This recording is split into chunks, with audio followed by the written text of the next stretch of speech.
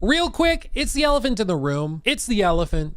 It's in the room. This room, the room we're in. Allegedly, according to Nate the Hate, who is a person, a YouTuber, I think, who people have said that he's got a good track record. I'm not familiar with Nate the Hate, but apparently has a track record that people consider to be semi-reliable at least. But according to previously reliable podcast Nate the Hate, which claims that a reveal trailer planned by Nintendo will focus on the Switch 2 hardware, and this could happen as early as Thursday, January 16th.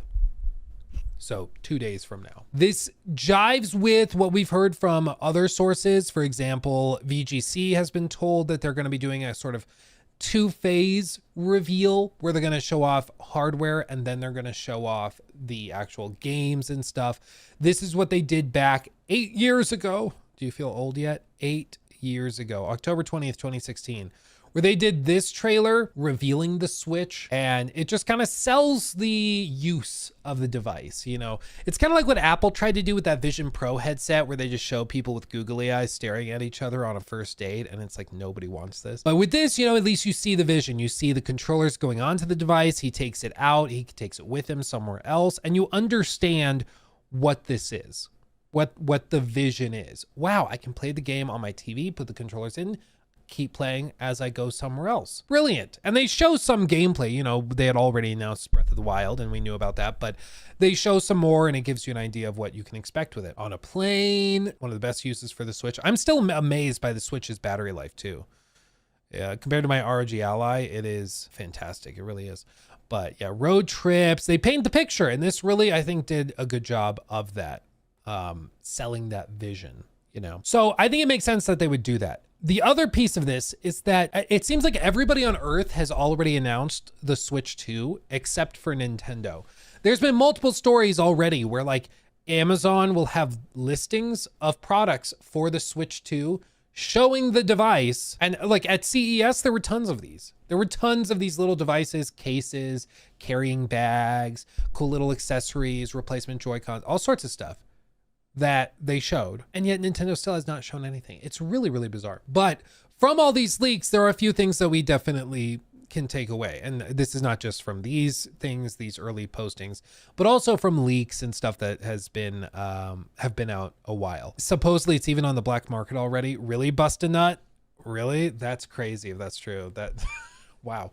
But for one, this is not a reinvention, okay? This is a, what do they call it? It's not a reinvention, it's an evolution, I think is what they're calling. Even though by many factors, it seems like, maybe not many, by at least one notable factor, this will be a step backwards.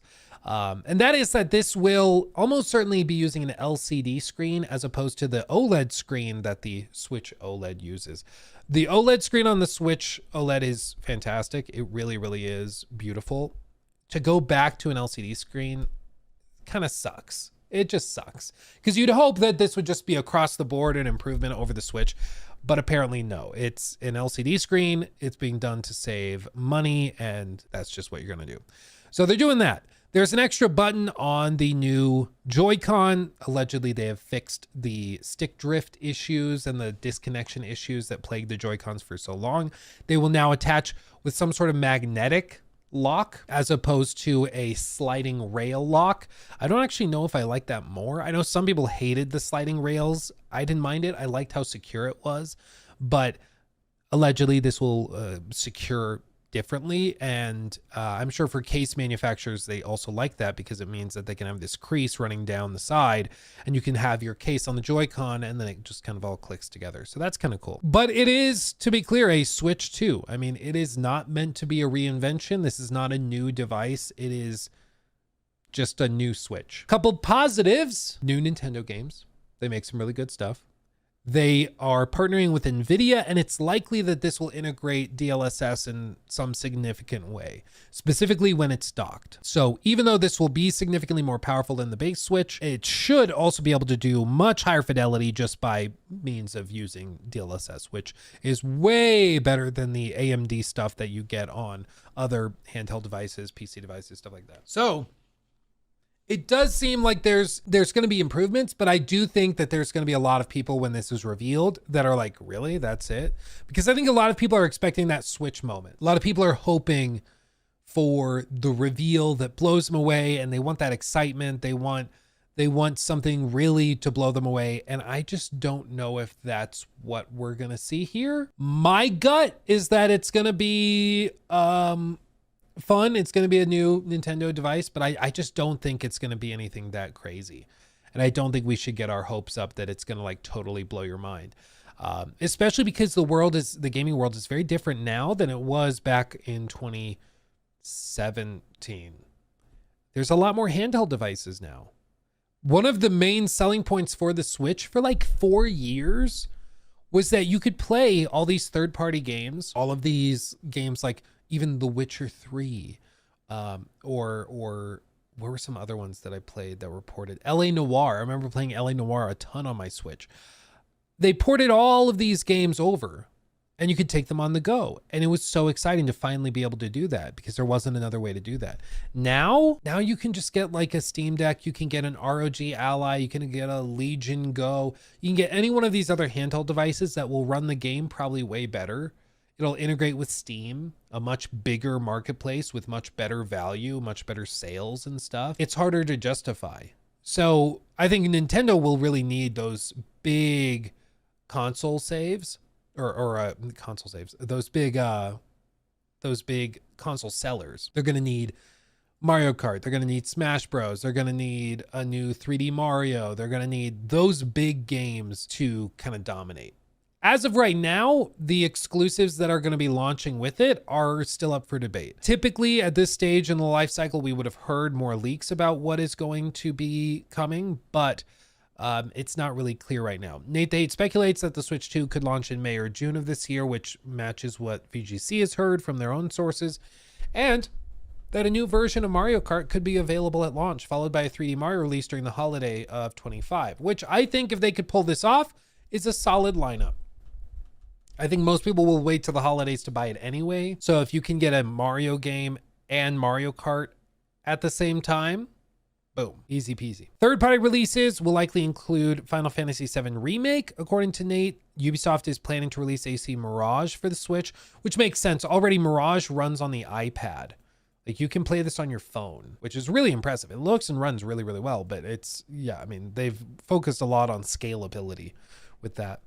And then there's also rumors that Konami will port Metal Gear Solid Delta to the device as well. So all of this though, it kind of is a secondary thing because here's what I want to know from you. And I'm going to make a poll because I want to know where you guys stand on this. And that's price. Guy Spy Danger 07 donated $20 through Super Chat. Booyah. Happy holidays to you and fam. Wondering, do you think execs are in a tough spot trying to make investors happy or customers happy? Because it seems like the tactics that work for one don't for the other. Stay beautiful. Thank you, my friend. I think like people who play Fortnite enjoy playing Fortnite, which is why they're playing it, which is why they're spending money on it. All those people who are playing Marvel Rivals, they're spending money on it because they like the game. And then, they're also serving the shareholders who are getting fantastic returns as a result of them liking the game and spending money on the game. I think the tough spot that executives are in trying to make investors happy and customers happy at the same time, it's only a tough spot because they don't understand what gamers actually want. Really, the games industry is actually quite simple. If you give people games they like and they find fun and engaging, they'll spend money on them. You just have to do that. The problem seeps in when companies get greedy or get ahead of themselves or both. And that's kind of what you saw with like maybe Concord is a great example where they had a game which was a thing. I mean, it wasn't groundbreaking or anything, but it was decently well put together mechanically. And they had built in years worth of plans. They built in this show, this anthology show. There's rumors and speculation they wanted it to be Star Wars levels of success and branding. There's other examples with like Suicide Squad where they basically restructured their entire company around it. And they got ahead of themselves instead of just trying to make a game that people liked. And then they're like, okay, we'll monetize it after. We'll really get that tackled after we get all this done.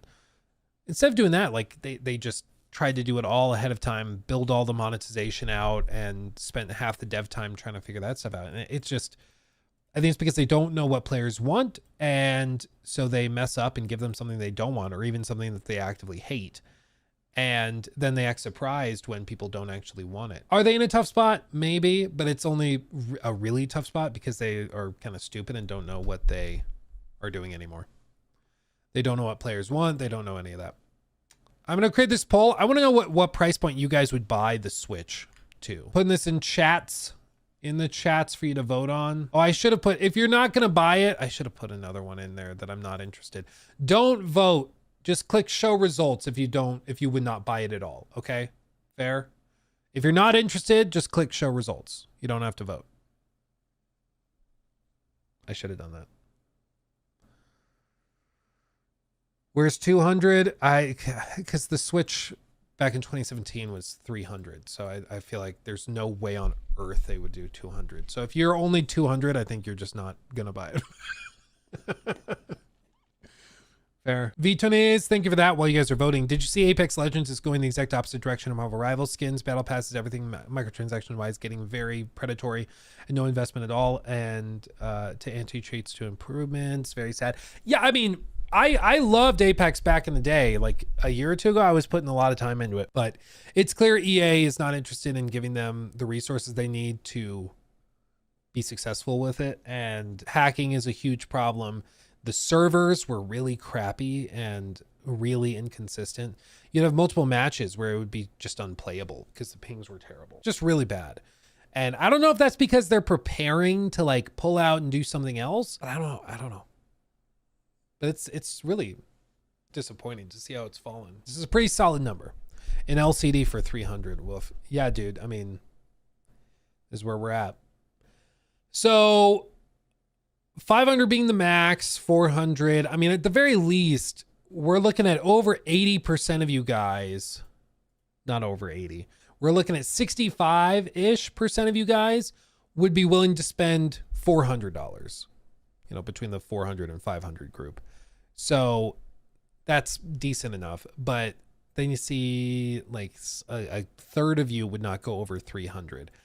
And I would be shocked if this thing is priced at 300. I'd be shocked. Be happy, but I'd be shocked. Like I just don't see that happening. Do you guys think they would honestly be able to do $300? In the age of 2025, I just cannot fathom a world in which they're like, yeah, we're going to take a loss on every unit.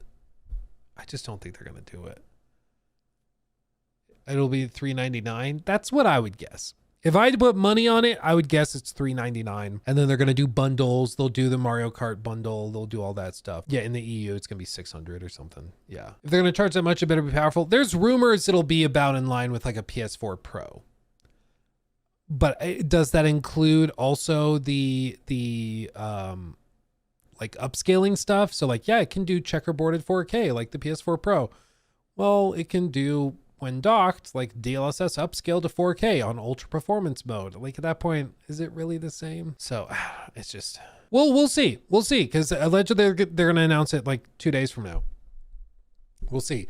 But I'd be very surprised if it's 300. Very surprised. He took my thing.